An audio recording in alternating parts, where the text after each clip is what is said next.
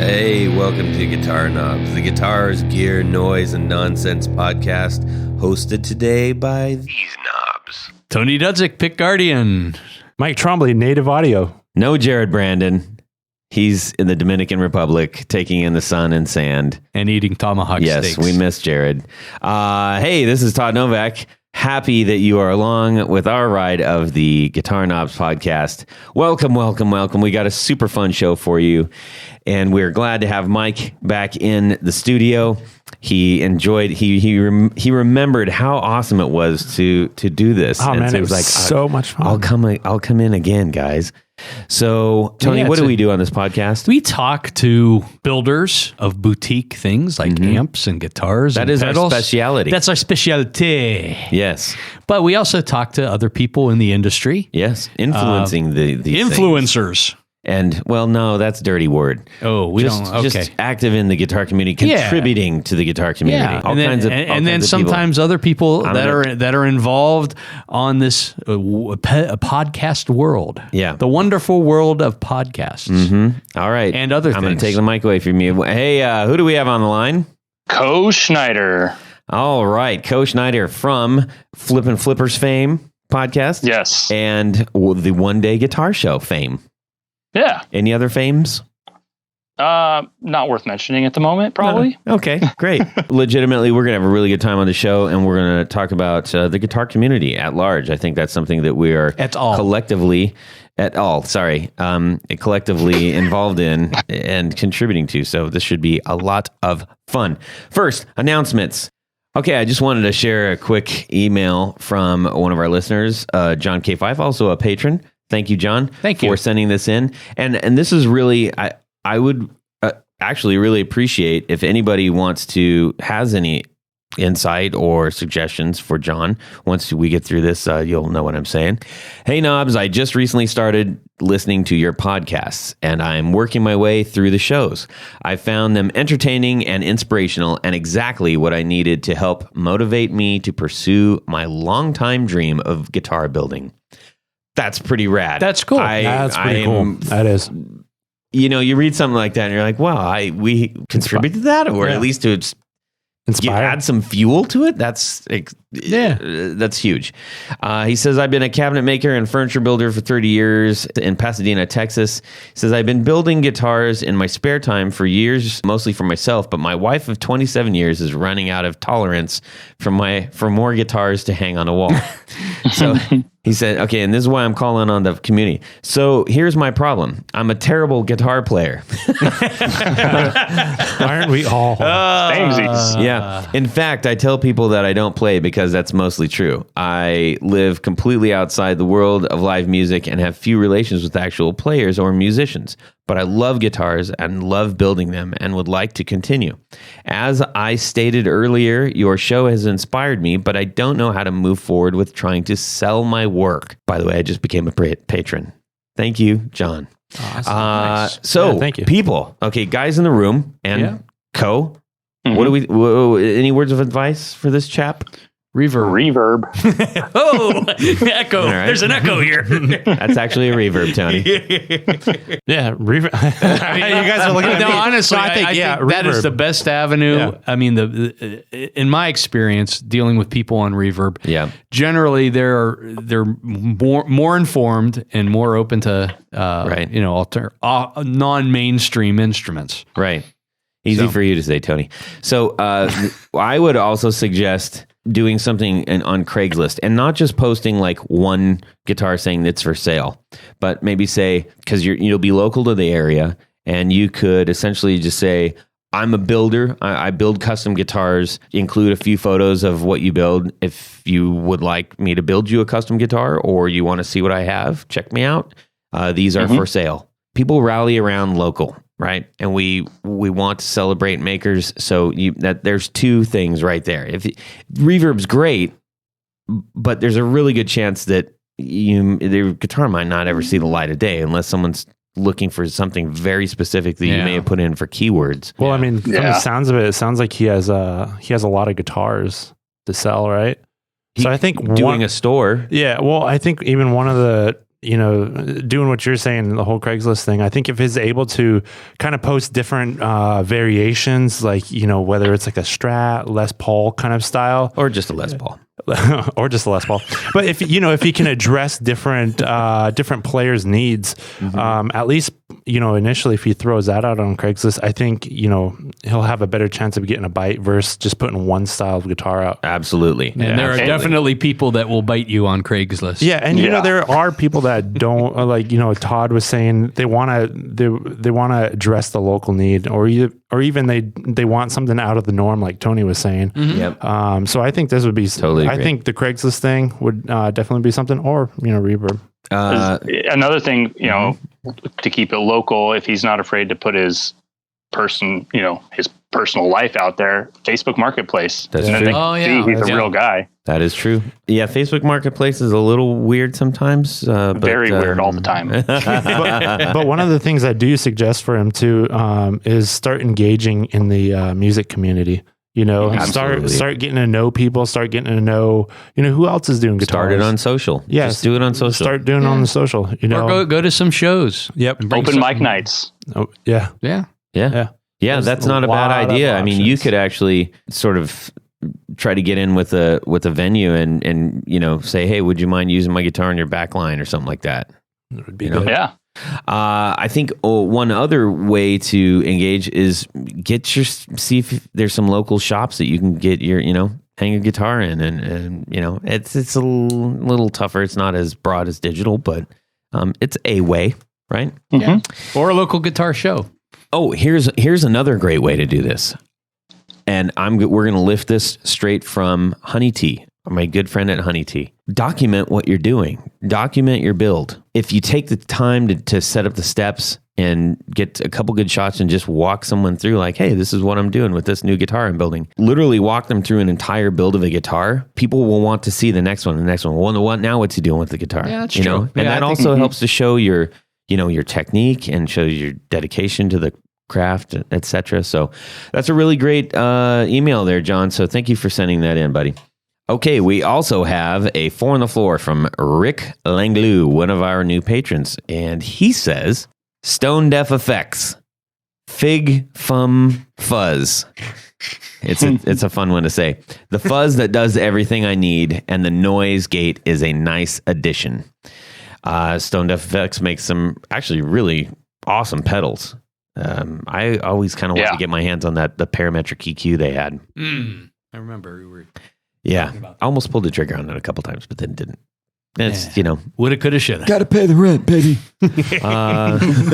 And then the 1981 Inventions DRV. Definitely my favorite take on the Rat circuit so far. It doesn't quite sound like a Rat, though it's even better. Yeah. The Big Ear Pedals, who also makes a really fine Rat, the woodcutter pedal, the woodcutter, famed woodcutter. Yes. He's pulling the Big Ear Pedals L, which is a nice lush reverb with a touch of modulation. It does a ton of different sounds for how simple it is.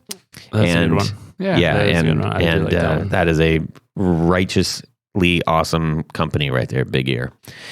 Strymon Deco, great pedal. Oh, we tried that one. Yeah, man, that's a great pedal. It's probably the Strymon pedal that when you mention that, everybody goes, oh my gosh, that's a great pedal. But everybody just talks about like the timeline and the big stuff. Really quick, what's the big difference between that and say one of their other delays? It's the best phaser ever. Oh, is it the phaser? Well, it does a lot of stuff. Is it really? That's the whole thing. It's like a time box. I'm just approaching this because I haven't got to play that yet. So it's outstanding. It's got a little bit of, it's got tape business with it, right? Mm-hmm. So it's like tape modulation, a little bit of phaser. The flangey sound, right? Yeah, it's a little bit of tape phasing. That's okay.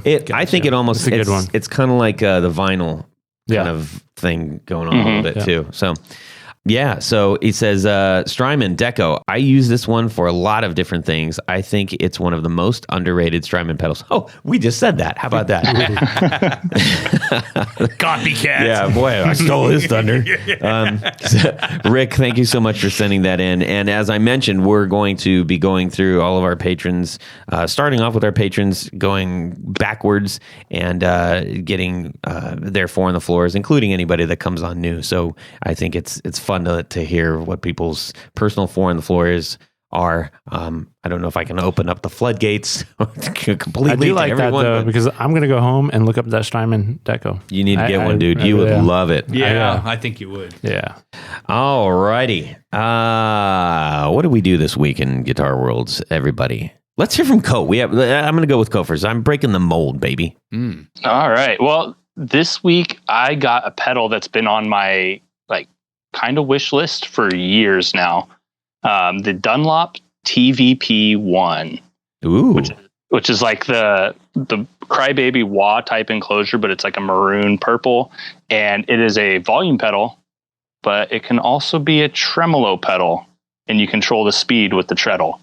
I've wanted one for years, and I finally found one for well under $100 come up used, so I snagged it. And if I don't like it, it's got a lot of flip room in it, so I'll be good to go. Nice. Tony. Let's see. Well, okay, yeah, just today actually, I got the neck for my Japanese tattoo telly body. Oh, it's so cool. It is. It's really cool. So my buddy Chris put together this. It's basically cloth that he attaches to a pine body, and then just coats. I don't know how many coats of clear on top of it. So it's almost got a. I mean, the print itself is really cool. It's like, all these Japanese tattoos. All the way across of the front and back of the body, and he just delivered the neck today. So I put it together, and the one thing when we were talking about, when John was talking about getting started in building guitars, there is that magic moment when you've got the tuners on, the nut cut, and then you put the strings on, and when that the couple of hunks of wood actually become a guitar, when it all connects. Yeah, it's magical. And it may, like this one, actually surprisingly, this one I didn't have to do much setup work. I mean, it was pretty well ready to go, which is unusual. Yeah. But it's just when you put it together and the pieces realize that they are a guitar, it's magical. Yeah. We're going to have to save the other magic one that you put together for next week. Yes, I will. Oh, man. I will. So good, dude. All right. Well, that was a really weird sound coming out. Yeah, what is that? I'm not sure. It's like a motorboat. Is that Tony? Tony motorboat over there? Yeah. Beans. All right. Mike, hit me. This week, I finally got to sit down and play with my Marshall DSL 20. It's an amp I got, I think last month I got it. And, I ended up doing a trade with the, owner over at, in Troy, Ohio, over at Trojan City Music. I ended up trying a couple of pedals for the amp, and, I finally got to sit down and play around with it. And, it's actually my first Marshall ever. I don't know if you guys can believe that, but yeah. Hard to believe. I'm typically a Fender guy. I'm still in disbelief. I know. And, didn't you just say you got a Bassman working recently? Yes. Yeah. So I got that Bassman. That's actually now in my shop, and I'm using that for all of my prototyping and my quality testing for all my pedals and stuff. But as cool as this Marshall is, this DSL 20, because I got the head and then the kind of half stack looking thing, it's a 212s. And as cool as that is, I just still love, there's something about a Fender, man. This Marshall has all these knobs, and it's like, I just turn my Fender on, adjust the treble, bass, volume, and I'm good. And, but yeah, so I'm going back to that Bassman. Now, let me ask you. Yeah. I mean, the mids that a Marshall produces, is that kind of throw you? Did you find yourself like trying to adjust it to make it sound like a familiar sound? Yeah, kind of. So the clean sound, I kind of got set more towards the Fender-y kind of sound, but the thing is I have the gain for the clean channel like maxed out, so you kind of get like a little bit of a punch. It just sounds like you have like a preamp pedal going into like, say, like a Fender or something like that. So you got a little bit of dirt on the clean, but nothing that too noticeable. And as far as the amp goes itself, it has a presence and a resonance. What's cool about the resonance is you can add or drop bass out of the signal. And then the presence, I have that all the way down just because anytime you turn that up, it seems like it gets a little glassy. Oh, it's it's like a variable bright switch. Yeah. And it's just like too glassy. So I keep that resonance, keep the presence down, resonance up about 12 o'clock, and I get like a nice thick sound. But what I love about this Marshall though is the high gain channel. The high gain channel just sounds phenomenal. And in a perfect world, I'd probably do my clean tone with the Fender Bassman, and then just do a switch over. You can get the Governor, man. Oh yeah, I could do. Wouldn't that do it? The old Governor pedal. I haven't been able to play the Governor like in person. The Marshall Governor. Yeah, the Marshall Governor. It has volume, gain. You're shaking your head. Just and a 3-band EQ. Yeah, I mean, I'm familiar with the pedal, but I don't know how that gets you clean sound. No. Okay. So like clean. I misunderstood. Yeah, clean with the Bassman, but with the Marshall drive. All right. Yeah. Sorry, I mean, there's a million. I checked out for a second. Plexi. Tony's still back at Bassman. The Wampler Plexi drive would probably give you something like that. Yeah. I mean, there's a ton of Marshalls in a box, right? There is. Or you could have an A/B switch. That is true. That's kind of what I was aiming for.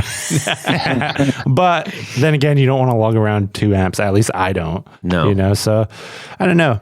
But I do like this amp though. I wouldn't know about that. I usually have my roadies and techs take care of that for me. Right.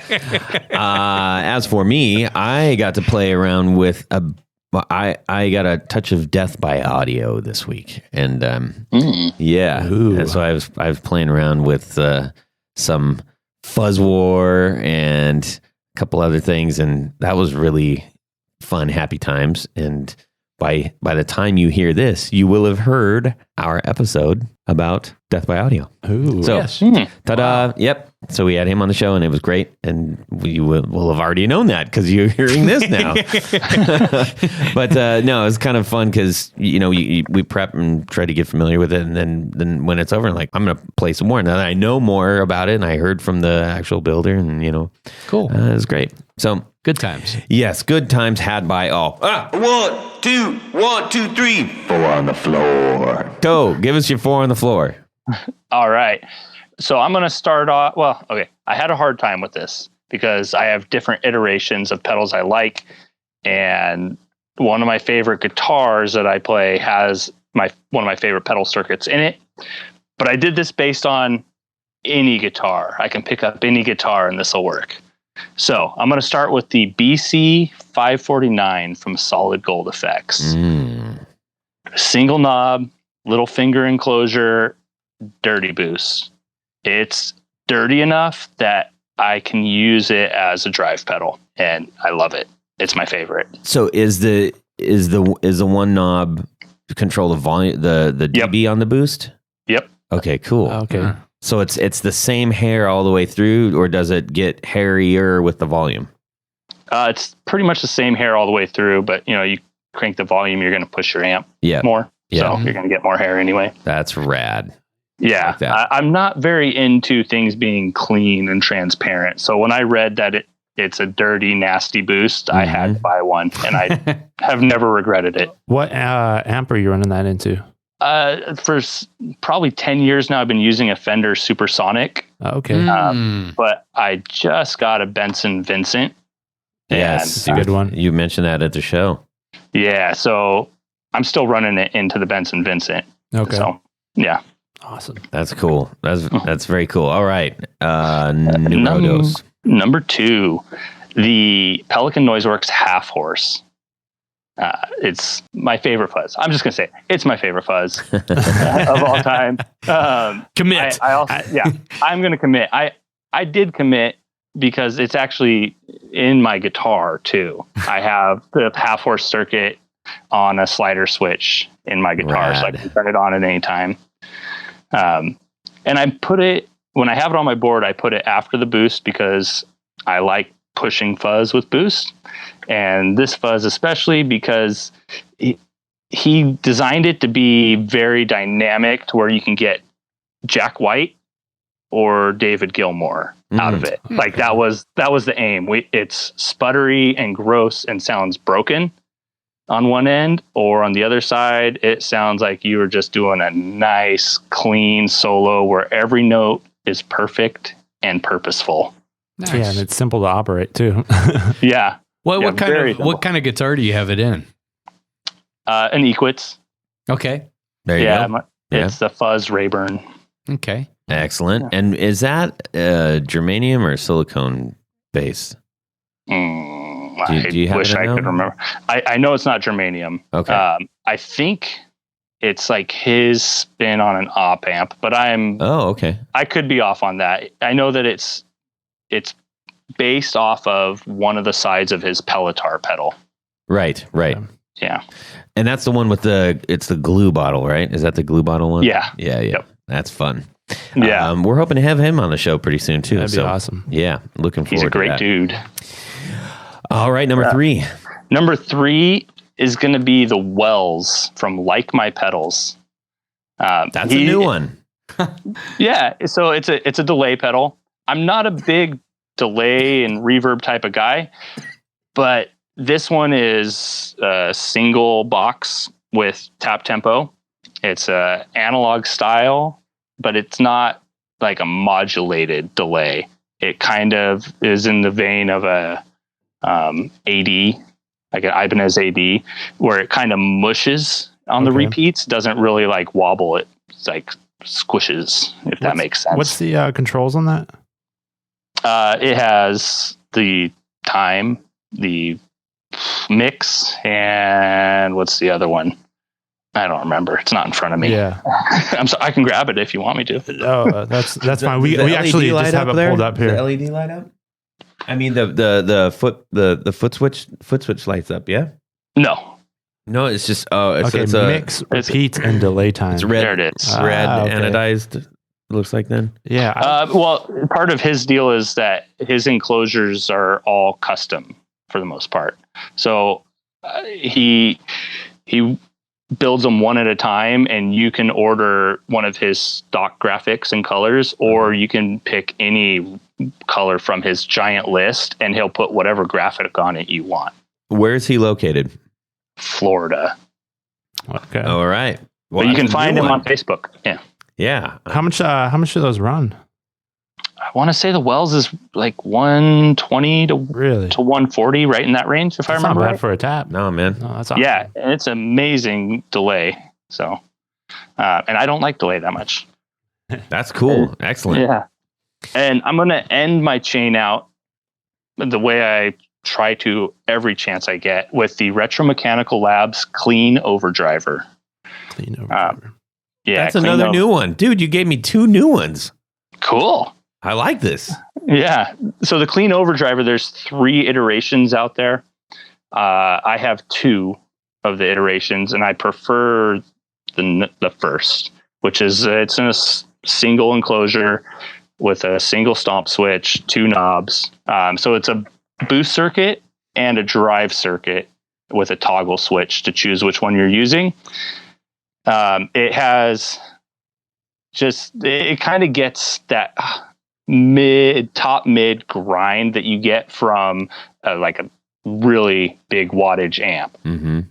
A lot of my favorite guitar players would play like Bassman 300s and stuff with guitar, and it just adds a certain sparkle to that top mid range. And I find that pedal does that for me.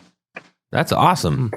Yeah. It's fun having unique pedals too. I know, I mean, it like, is. let's be honest. Yeah, it's right? definitely outside the box a little bit, you know. Yeah, that's definitely outside It's the giving box. me more research material. Yeah. Yeah. So yeah, those are my ones. Well, excellent. That's a great selection. Yeah, that's a fun one for sure.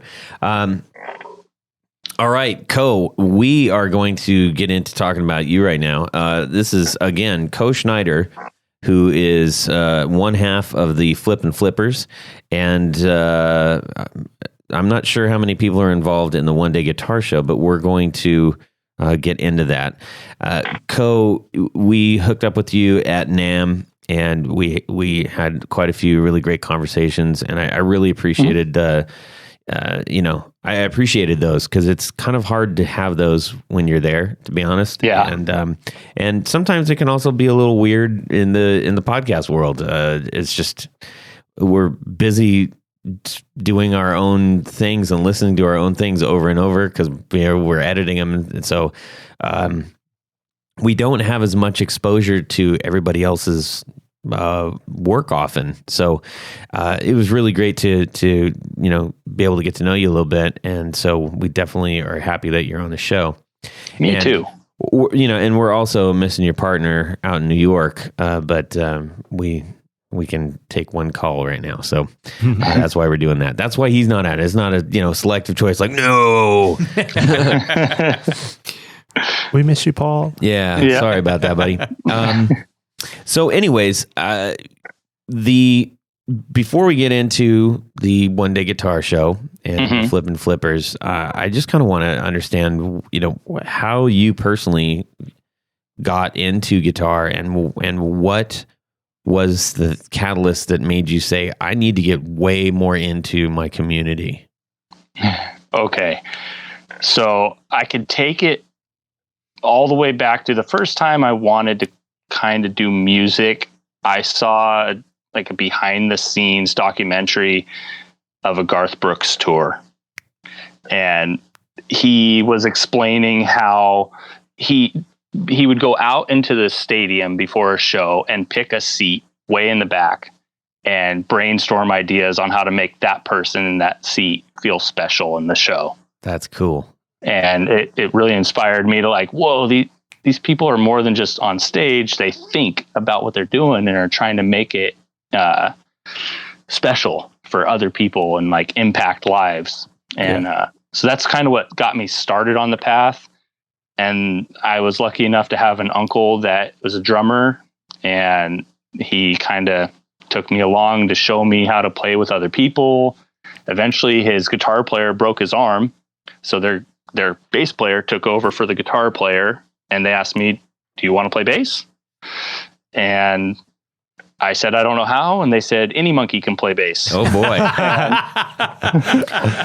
and so I was Coe Schneider's remarks do not reflect the position of the Guitar Knobs podcast. We might have to throw a warning in there. I still believe that. I mean, and I'm still a bass player. So, that's really my instrument is bass. I love guitar, but I play bass more. Yeah.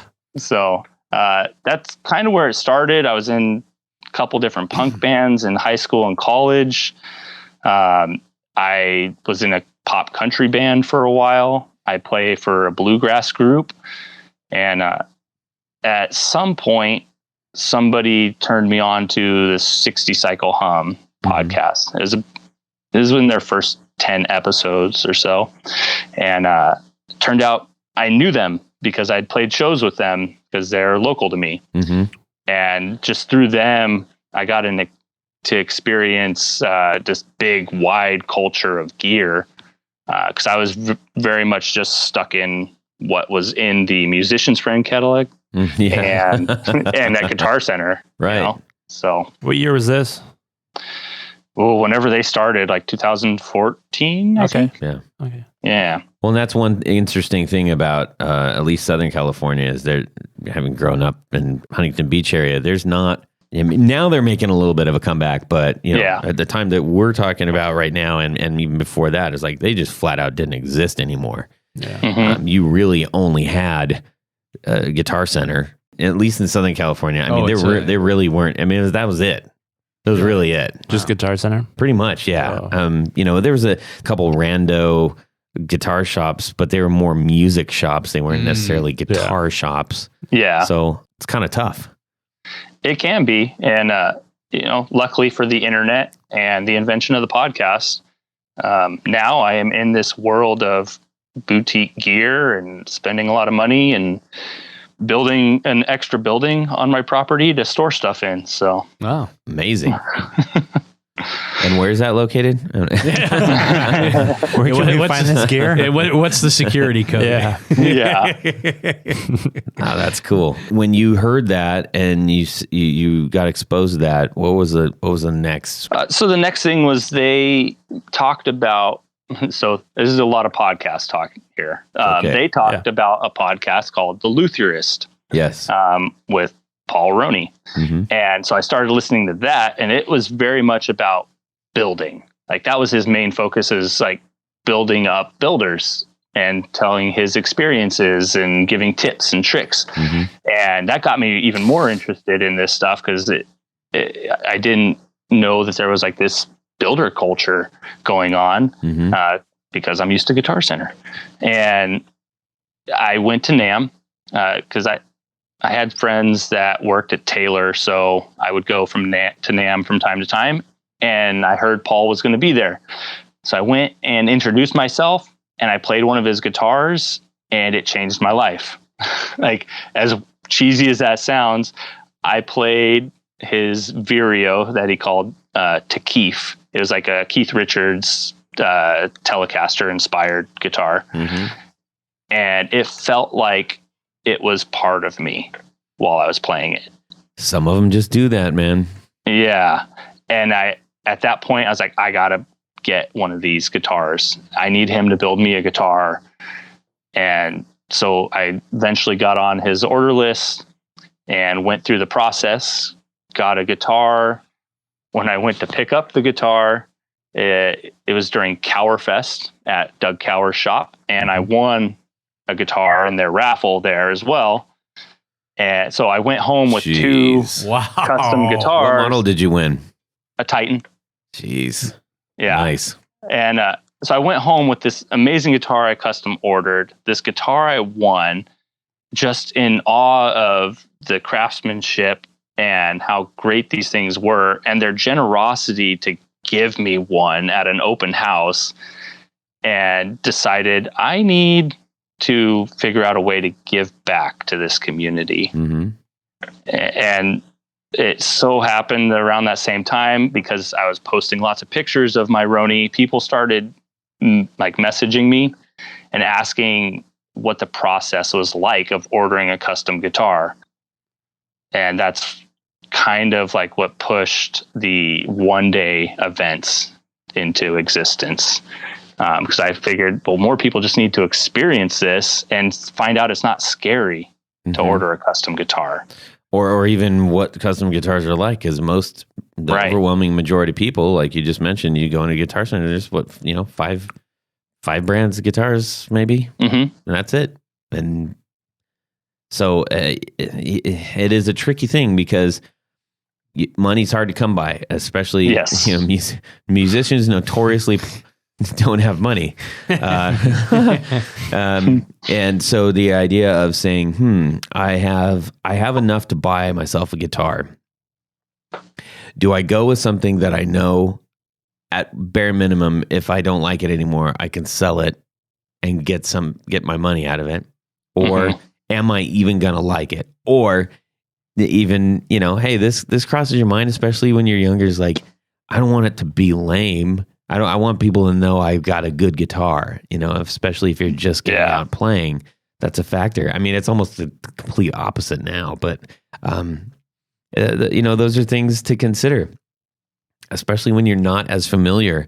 So it's important to get out, get to shows and stuff, get the guitar shows, local guitar shows, and then obviously what you're doing. So that's a great segue into telling us about the one-day guitar show. So the one-day guitar show is like a pop-up boutique event, kind of like they have in the fashion and jewelry world. Show up in a city and set up I do it like a demo room for a day. And We didn't initially charge an entry fee, but we do now, just to kind of relieve some of the costs on builders, because I'm really trying to help them. And people can come in and they can play, you know, $3,600 guitars that they've only seen on Instagram. They can play with pedals in person rather than just hearing a demo on YouTube. And, you know, Instagram and YouTube and all that stuff is great. I even like Guitar Center. I still go there regularly, but I'm trying to just bring a different experience. It has a need. It's got a place. Yeah. I'm just trying to bring something different to the table for people that are curious about it, but are scared. Right. And I still believe that people will be sold on the experience of playing these instruments. Probably not as many people as I thought, but yeah, people still dig it. What were some of the early hurdles that you had, or even that you still have? Money. In all honesty, like the money aspect of it is the hardest thing. There's insurance involved, travel costs. Usually have to rent a space when I go to a different town. How big are these spaces that you're renting? Like how many builders and stuff can you fit in there?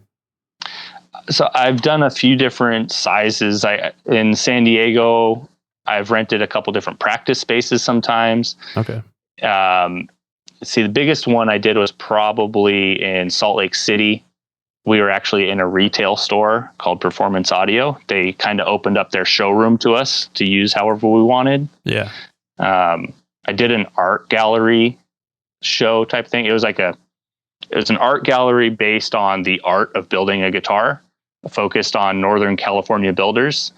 But it was a no touching exhibit. So one of the builders invited me to do the hands-on exhibit as a one-day event. That's cool. So, Yeah. That's pretty good. But I've also been in a 10x10 practice studio in like Podunk Town. Right. Yeah. And that was tight. So it's varied a lot. Yeah. Yeah. That's awesome. So our studio, basically. Yeah. No, for real, it's not far off from that.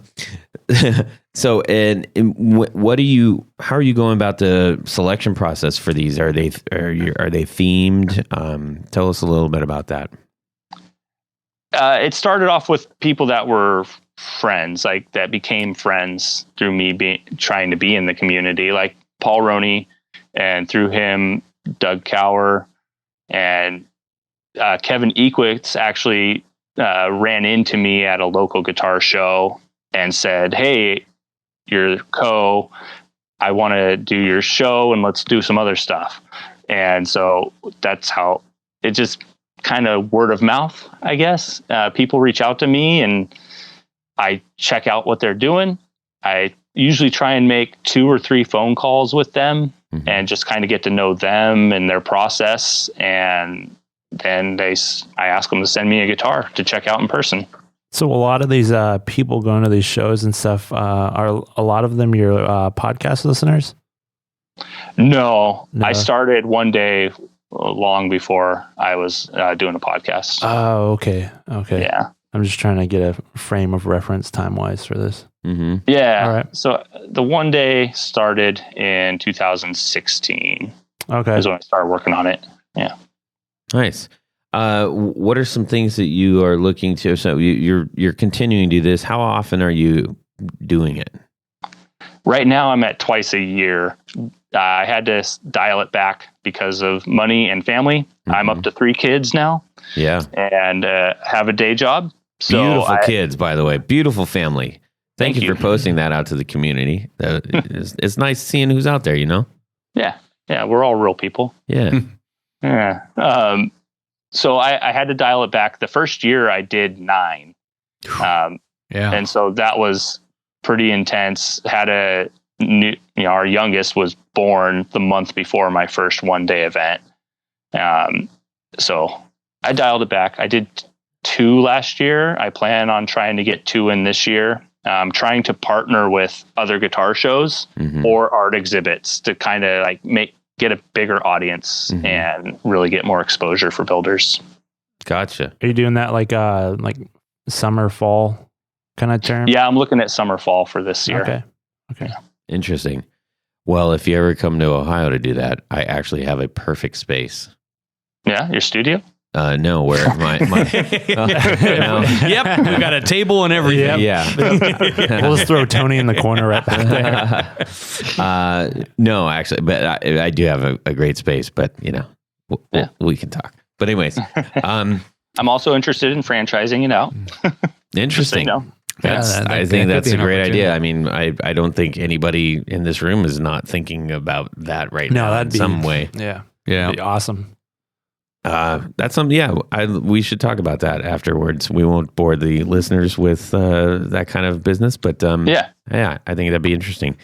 So okay, so you're doing that. You dial it back. I suspect your wife was probably happy about it, but not insensitive to like, hey, it's like mine. She gets how important this is to me in my life. Yeah. And so she's very, very accommodating, although I know my threshold of what I can do, how much I can do and how much I can't, Yeah. I tend to push the threshold a lot. Yeah. My wife is very gracious. Yeah. So Nam was my threshold. So yeah, I'm going to be doing Nam a bit different next year. So. Yeah. Cool. Well, so has there been anything that's come out of that? And not saying Flippin Flippers podcast, but has there been anything that's like evolved or come out of that as a result of your efforts there? Like good things? or bad. Hopefully good things. Yeah. I mean, let's hear about the bad stuff. No, actually, a lot of good things have come out of it. Like to where I'm not super bummed that I had to dial back the actual shows, because I've been able to build relationships with builders to the point where now they talk to me. I know about new models. This is like one of those demo guy humble brag things. Like I know new models before they come out, or I get to help talk them through design things, or they just want to know what I think of it if it looks ugly. So it's very humbling that, because I can't build a guitar.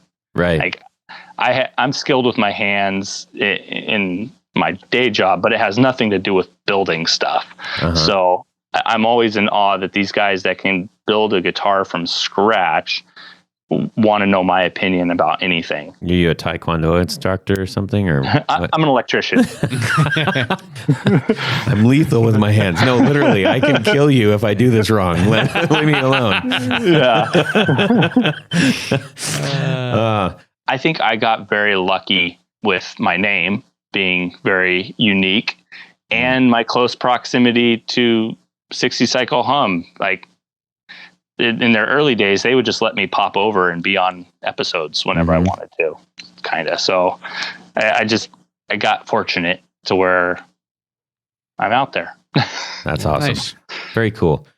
So that takes you into being out there in a different way, in a non-personal way, in a non-physical way, via the Flippin Flippers podcast. So tell us a little bit about how you got into that.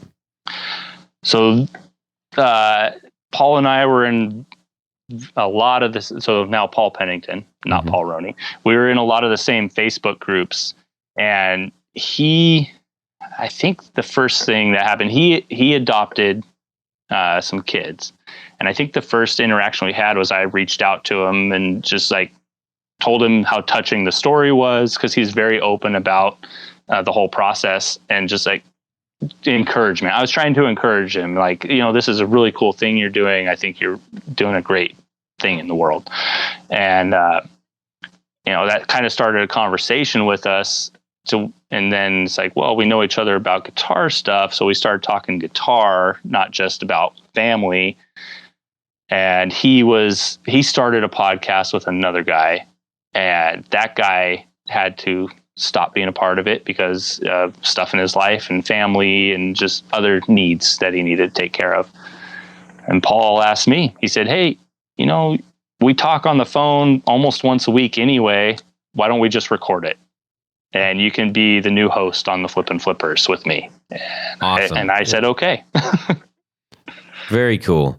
Now, for those of our listeners who are not familiar with Flippin Flippers, could you tell us a little bit about what the show's based on? The Flippin Flippers is your coast to coast guitar podcast. That's my little tagline I say every episode. And so our thing is that we're dads and we like guitar stuff. We both have regular jobs. We also try and work in the guitar community, and we just talk about things we like, really. We're both very excitable. We like a lot of gear, and we talk about it. We have a few different bits that we do, kind of like you guys. You have your segments and your regular things. We have our regular things that we do, and we talk about our family. We talk about our guitars. And we talk about work a little bit. We try not to talk about work too much, but yeah, that's cool. It's awesome. I will say one of the cool things about you guys' podcast is it seems like you and Paul have a pretty good dynamic to together, because sometimes just having two people, it's hard to fill that dead space between and but it's nice to have two people that can really kind of go back and forth with each other. So I really do dig the podcast. Thanks. Yeah, my usual default is to let Paul talk. Let Paul do his thing, and then you chime in. Yeah. Be the color man. You always win. Right? Yeah. I didn't take that road.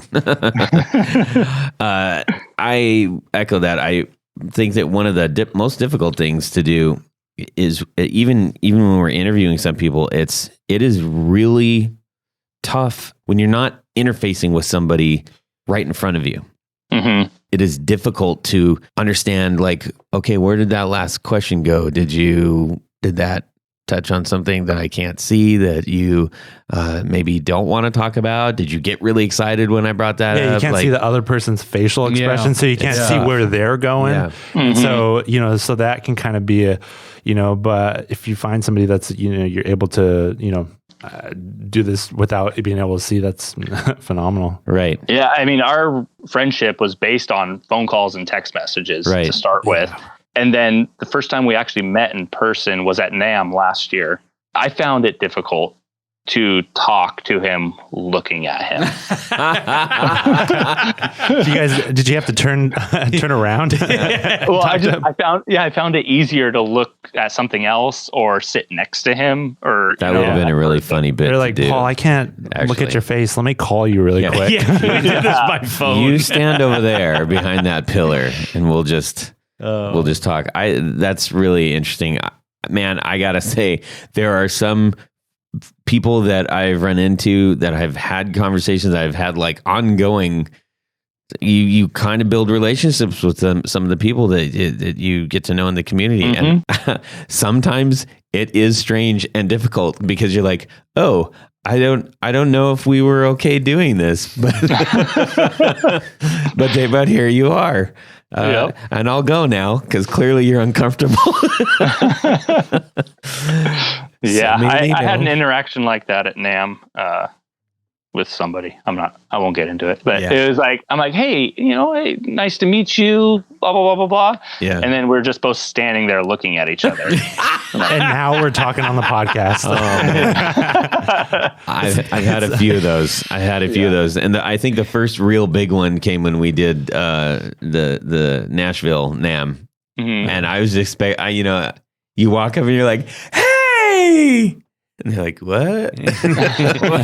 Leave me alone. I remember doing that. Actually, it's hilarious. I did that to Brian Wampler, and he was in line getting a sandwich or something, and we'd interviewed him like maybe a couple weeks before that. It was pretty fresh though, and I had my shirt on and everything, and I came up to him and I kind of clapped him on the back, and I'm like, hey, man, buddy, friend. And he just looked at me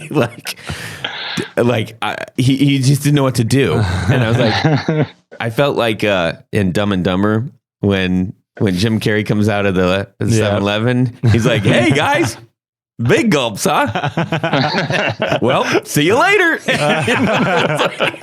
It was exactly like that. I can't fault him. He's like, I wish somebody was there to film that. I'm glad they awesome. weren't, to be honest, because I felt such a schmuck after. Oh my goodness. Gosh. But That's part of the fun, though. Yeah, he was a great guest, but I'm sorry for scaring you, Brian Wampler. Anyways. And your sandwich. Yeah. Yeah. Well, so where's that headed right now? Are you comfortable with your format? Any things new in the future for you? Well, because we kind of do it for ourselves, like we just kind of have fun with it. We recently changed our format and we decided to do seasons. Like we kind of think it's silly to do seasons, so we decided to do it. So go against the grain. Yeah, for one episode, we had a guest host instead of me, and we announced it as season 3, big changes, and so we had a new co-host. And the next week, we did an announcement where it was just a black screen, and Paul answers the phone, like it rings, and he answers like, "Hey, what's up?" And he's like, "Dude, I had the craziest dream. You were dead." And then it just goes season 4. That's fun. Yeah. So we're adding some new things to what we're doing. The guy that was the co-host for our season 3 is going to be doing field reporting stuff for us. Nice. Is that the guy with the kind of Southern accent? Yeah. Yeah. So I just finished. Is it a real Southern accent or a fake? No, I don't know. It's a real Southern accent. Yeah, it sounds pretty. I kind of wish it was fake. I'm just saying. No, it sounds. I mean, it's a thick Southern accent. I just finished up this is season 4, episode 2. I think that's what it was. Yep. Yeah, and he was doing a field reporting and started talking about the weather and stuff. Mm-hmm. Oh my gosh, it was killing me. I was like, man, this guy has a thick accent.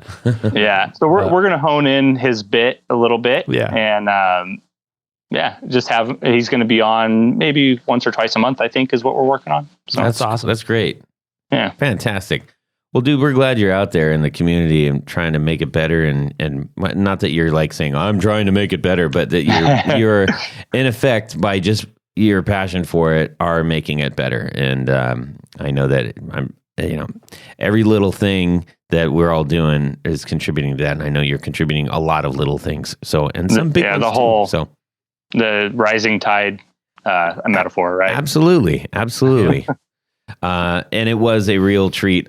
We might have referenced this before, but it was, I think it was one of my highlights at NAMM when I think almost all the podcasts, except for the guitar nerds, who I did see Jay skate by really quick, and I was like, Jay, and then he was gone.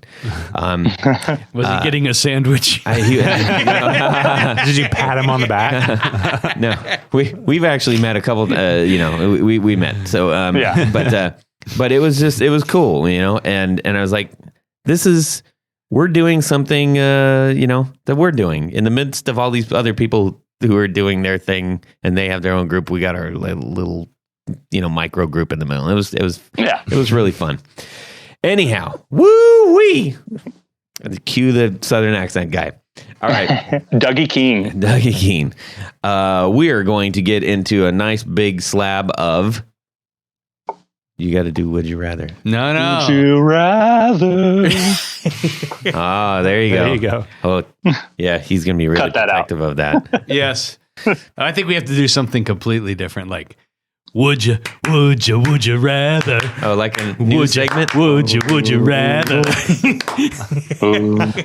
I had your back, Tony. I like that. Would you rather? Would you rather? Oh my. I don't know where that came from. Shauna takes over the podcast. I am into the gold glitter. I'm just saying. Yeah. Okay, let's do this here, fellas. We've got a Would You Rather from, I'm going to pull this up here, my handy dandy puller upper thing. All right, Mike, you're going to do this. Okay, so we have one from Oliver Gonzalez. And he's one of our patrons. Yes. Okay. And we also saw him at the NAMM show. Yeah, that was really fantastic because he lives across the whole world. Yes, on an island off the coast, a Spanish island off the coast of Africa. Okay. Yes. Wow. So we have our patron, Oliver, and he says, would you rather... he actually spelled out. He said, you're going to appear on a TV show, but your luggage got lost and you have no guitar. The TV producers offer you a Gibson Les Paul guitar with 2 options as a strap. Option number 1, a classic Fender strap, or option 2, no strap, but a stool. So the classic Fender strap is the brown and gold blocks. Very familiar. Terrible vinyl on the inside. Oh yeah, really sort of a garbage strap. But hey, it's also a bit of a famous strap. Or no strap and a stool. That is a great question. Thank you for that. Would you rather, Oliver? Let's see. Spin the wheel of who's going first. Mike. I think I'd probably, with the Les Paul, I honestly don't care. I would just roll the Fender strap on. Because especially if I'm on a TV show, you're probably going to have that 5% of the population that's going to be an actual guitarist and actually care what the band's playing. So, I'd probably roll with the Fender strap with the Gibson Les Paul. Yeah. Only because I'm not picky and, I wear Nikes with a Vans shirt. All right. Yeah. Okay. All right. You are picky. You're picky. Am I picky? How am I picky? picky? You're picky. Why? Have you seen your pedals? Yeah, those are pedals though. Yeah, I know, but your pickiness goes into that. You're picky. Okay. All right. And you only play one kind of guitar. Yeah. See? All right. Tony. I first of all, I have little to no respect for stool sitters, so that's right out of the thing. And I also like the juxtaposition of the Fender strap on a Gibson. So that's the route I'm going with. All right, Coe. I am going to sit on the stool. No respect. But yes, only until the first chorus, and then I'm going to kick the stool out, and I'm going to throw the guitar on the ground and play with my feet or my face or my elbows or whatever, kick it around. I don't know. I do punk and noise rock these days, so okay, yeah. I can respect that. All right, as long as you kick the Jerry stool. Lee Lewis action. I like it. Yeah. Okay. Todd? I'm going to count on this being not one of the more expensive Fender Classic ones, but one of the cheaper Fender Classic ones, like aforementioned, with the vinyl on the inside. Mm-hmm. I can't play sitting down. I play big frenetically. I've got a very heavy right hand, and I'm going to turn the guitar strap inside out. Oh, nobody thought about so practical. Practical. So I'm going to have the nice soft inside cloth and the terrible vinyl on the outside, and then nobody knows. Wow. Todd's so smart. I've outsmarted the Would You Rather. Wow, he has done it. Yep. Yes. All hail.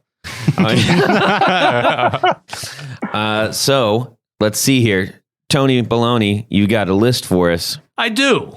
So at this point of the show, we like to thank some very special people, our executive producers. And I'm sure many of you out there are wondering, what's an executive producer? Well, here's how you do it. You go to patreon.com/the Guitar Knobs. That's right. And you can find out how you too can become a Patreon. Yes. Our patron on Patreon. And a little update there. We have... what levels do we have, Todd? We've got $5, $10, 10, and $20, and you whatever name else it. you can... You name it. Yes. $1,000. Beyond that, we'll work with you. Yeah. Bill Gates, if you're out there, we'll take a couple million. So just a little bit of the change. The $1 tier, we're obviously honoring those who have contributed $1. But we did away with that because honestly, it's like it costs a lot to send this stuff, and especially it just does, and it's taking no excuses necessary. No excuses. Todd. Thanks. Yeah. All right. So we've got a $5 and a $10. $5, $10, and up. Yep. There we go. Done. So one of the key things about being an executive producer, you get your name read on the thing. The thing, and that's a trademark of Brandon. So many trademarks, man. It's a circle B. So at this point, I'm just going to thank these executive producers, and I'm going to go. Sometimes I like to go from newest to oldest. I'm going to go from oldest to newest. All right. Ooh. So let's thank Tom Barazin, our very first one, Martin Cliff, David Wolfson, Matt Brammer, Carlos Mancha, Pete Marshall, Robin Smith, John Daly, Oliver Gonzalez, who just provided a wonderful Would You Rather. That's correct. Sean S. Chris Kearney, John Anglin, Robert Marfleet, Darren Gregory, Doug Christ, Michael Van Zant, Brad Partridge, Corey Nigro, Ken Sayers, Jonathan Jerusik, Brian Robison, Michael Senchuk, Michael McVeigh, Rick Lenglou, and our newest, Stefan Lam. Stefan Lam. Yes, sir. Thank you for signing up to help support our show. Ladies and gentlemen, this truly is something that helps keep the lights on. We are not just saying that. We have a studio that we have to pay for every month and all kinds of other things. And it truly helps us out. And we're so very grateful for your help. Coe, where can people find you? The internet. At Coe Schneider on Instagram, at One Day Guitar Show, at Flippin Flippers. We also have the Facebook groups for all those things also. So yeah, I feel your pain, man. That's a lot of social to keep track of. And there's a website. Yes. So excellent.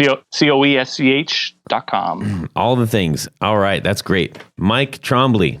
Head over to nativeaudio.us and sign up for that newsletter. I got some new stuff coming out, and if you sign up for that, you'll possibly get discounts or get pedals early. And head over to Instagram at nativeaudio. There you'll see me just posting a whole bunch of random pedal stuff. And, shoot a message, say hi. I had a couple other people from that listened to my episode that came out last week. And, they said they loved the episode and stuff. And it's just, it's encouraging to hear a lot of the support. So thank you guys for that. Tony? People can find me living in a van down by the river. Right. But no, go to pickguardian.com. And that's probably the best way to get a hold of me. But you can also check out some projects I've been doing. I'm going to be posting some new photos of, we talked earlier about the Japanese tattoo telly. So we're going to be popping some pictures up there. It's at Pick Guardian and the number 1. Awesome. And if you are missing Jared as much as we are right now, you can get a hold of him at Jared at Brandon Wound. Wait, Jared's not here? Jared's not here the whole time. What? You didn't know that? Jared at BrandonWoundPickups.com. You can find him on Instagram as well, and he does a seriously really fine job. Totally, I will testify. Yes, I got him in my guitars. Tony's got him in his. They're really good pickups. He does actually really good T-tops. Yeah, PAFs. I like to call them PAFs because his P90s are out of control. That's for sure. Yeah. You can send me something directly on Instagram. You do a DM at our Instagram handle, Guitar Knobs. Also, shoot me an email, Todd at theguitarknobs.com. We love to hear what you have to say. Share with us your Would You Rather. We will read them on the air. It'll be a great barrel of fun. So, Coe Schneider, thank you so much for joining us on the show. It was a lot of fun talking with you. I'm sure we'll talk with you in the future. Everybody, please go give the Flippin Flippers a listen and check out where you can get in touch with the One Day Guitar Show coming up in the future. Mike, thank you for joining us tonight. Thank you for allowing me to step in. It was great. We love having you here. I love being here. And everybody have a great guitar week. And before we do that, why don't you subscribe to our little show? Waka, waka, waka, waka. Subscribe! Yeah! Tony, don't open your sack of really crap jokes either. No. All right, ready? Here I've we been go. saving them. Right, no gear. What if your mom swears like a sailor? If you hear me do this, that's just a cue from my timeline. Then you can wear the t-shirt that says I got the clap from the guitar. I just made that up. That would be amazing. Oh, I love it. You get your name right on the thing. Get your name read on the Patreon. You get your name read on the podcast. I got a monster tall boy right now. I literally just got back from getting an EKG too. Coe's like, get me off of this. Oh my gosh. What did I sign up for? These idiots. Oh, good. Well, see you later. Well, that's it for these knobs.